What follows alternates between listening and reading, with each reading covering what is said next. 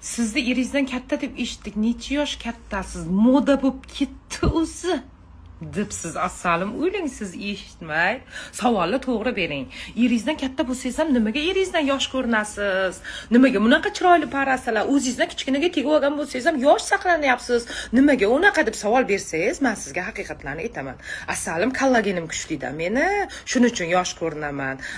Siz ustiga minib olib kallapochani tozalaysiz-ku, molni oyoqlari bilan qo'shib, qo'ydi oyoqlari bilan qo'shib, o'shanda kollagen bo'ladi. Uni tozalab qo'lingiz sasib eringizga olib kirib berasiz. Eringiz hammasini suyaklarigacha poqqos tushiradi. Profilingizga o'tib ko'rdim.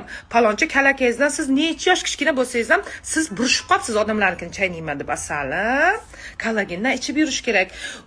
Eri kichkina ayollardan ko'proq maslahat so'ranglar. Ular o'zini sevadi, erimdan qarib ketmay deb hamma yoshlikda sekretlarini bilishadi. Kollagenda gap asalim olib iching, odamlarni chaynamaysiz.